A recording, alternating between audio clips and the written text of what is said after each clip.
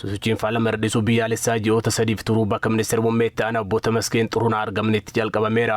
Waggoota torban daranitti mootummaan dameelee xiyyeeffannoo dhabanii turan dammassuu hojii jajjabeessaa hojjeteen bu'aa olaanaa argamuu kaiman ministeera muummee itti aanaa obbo Tamasgeen Xuruunaa imalli biyya badhaate dhaloota dhaalchisuu fi taasifamaa jiru qabatamaan seenaa biyyattii jijjiireera jedhan. Dhalotaan ijaaramaa dhalootaa itti fufti jedhan ministeera muummee itti aanaa obbo Tamasgeen Xuruunaa hojii dhalootaadhaa hojjetuun Itoophiyaan biyya gama hundaan badhaateen ta'eetii jedhan. የሚያስረክባት ኢትዮጵያን dhaloonni har'a jiru dhaloota itti aanu dhaalchisuu Itoophiyaa qulqulluudha. Keessoodhaan Itoophiyaa hojii badaa malamaltummaa fi gochoota badaarraa biyya bilisa taate alaan ammoo biyya faalamarraa walabaa biyya eegumsa naannootiin bareeddeedha. Biyyattiin qormaatilee jijjiirama qilleensaa muratan qolatuuf waggoota darran biqiltuu biiloon 48 ol dhaabuun cinatti wantoota naannoo irratti faalama geessaan dhabamsiisuun seenaa haaraa galmeesseetti kan jedhan obbo Tamasgeen Xuruunaa hojii eegumsa naannoo akka biyyaatti hojjetamaa jiru gahee lammiilee biyyattii hundaati jedhan.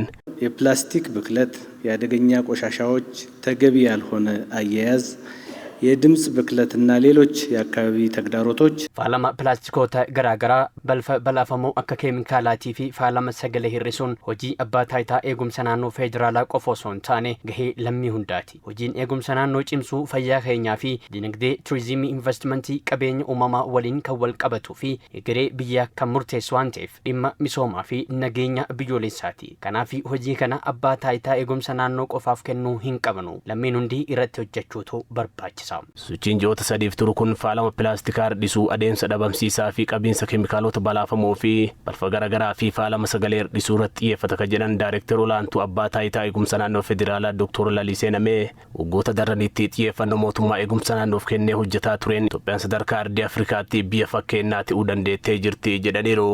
የአረንጓዴ አሻራ መርሃ ግብር የኮሪደር ልማት የወንዝ ዳርቻ ልማቶቻችን አባን ታይታ ኤጉምሳ ናኖ ፌደራላ ሆጂን አሻራ መገሪሳ misooma koriidaraa fi qarqara lageeniif hojiin eegumsa biyyoo fi bishaanii xiyyeeffannoo kennee hojii hojjeteen daandiin hojii haaraan banameera. Hojiin gama kanaan hojjetame sadarkaa biyyaarra darbee akka ardii Afrikaatti akka fakkeenyaatti kaafama. Mootummaa hojii eegumsa naannoo cimsuu fi karoora waggaa 10 inisheetiivii ashaaraa magariisaa dinagdee magariisaaf cimsan isaa qulqulluu misooma koriidarii fi qarqara lageenii seerotaa fi dambiiwwan itti fayyadaman pilaastikaa baasuun hojii hojjetameen bu'aa amansiisaa argameera kan jedhan ministeera karooraa fi misoomaa Dr. Fitsum Asaffaa imalli Itoophiyaa qulqulluu ijaaruun lammii fayyabulee sooratu cimeetti ufaa jedhan.